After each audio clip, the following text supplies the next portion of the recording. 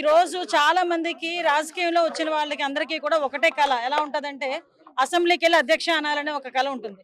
కానీ జగన్మోహన్ రెడ్డి పుణ్యవాణి గెలిచిన తర్వాత కూడా దురదృష్టం వెంటాడుతుంది. ఆ 11 మందిని వైఎస్ఆర్సీపీలో గెలిచిన 11 మందిని వాళ్ళకి ఏంటంటే ఇంచుమించుగా 11 మంది గెలిచినా కూడా అసెంబ్లీలోకి వచ్చి అధ్యక్ష అనే పరిస్థితి వాళ్ళ జగన్మోహన్ రెడ్డి ఇవ్వకపోవడం అనేది నిజంగా చాలా దురదృష్టం. ఈ రోజు ప్రతి ఒక్కరికి కూడా అసెంబ్లీ అనేది చాలా మంచి వేదిక. ప్రజా సమస్యల మీద చర్చించడానికి కానీ చట్టాలను తీసుకురావడానికి కానీ అసెంబ్లీ అనేది ఒక మంచి వేదిక. ఈ రోజు మీరు బయట నుంచి చేసే ఆ ధర్నాలు కానీ క్వశ్చనింగ్ కానీ మీరు అసెంబ్లీలో కూర్చొని చేస్తుంటే కనీసం జనాలకి ఒక ఆన్సర్బుల్ చెప్పే వాళ్ళు ఉంటారు.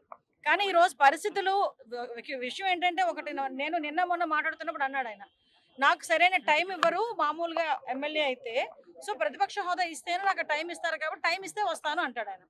నీ గురించి టైం ఇస్తే వస్తానని రకరకాలుగా మాట్లాడుతున్నావు. ప్రతిపక్ష హోదా ఈ రోజు స్పీకర్ గారు మేము ఇచ్చేది కాదు, ప్రజలు ఇచ్చేది ప్రతిపక్ష హోదా.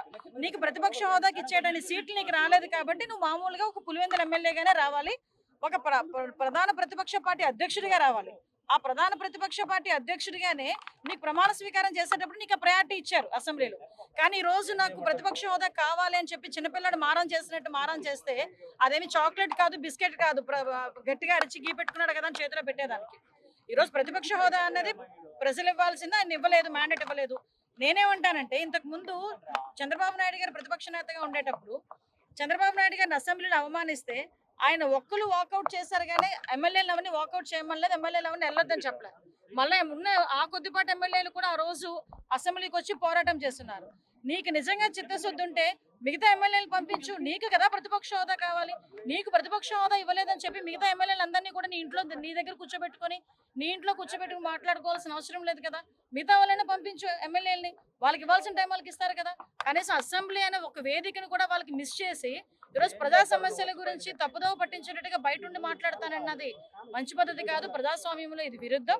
దయచేసి ప్రజాస్వామ్యం గురించి కూడా నేర్చుకోవాల్సిందిగా మాత్రం కోరుకుంటున్నాను. వెళ్ళిపోనియండి, వెళ్ళనియండి, ఎవడొద్దన్నాడు వెళ్ళనియండి.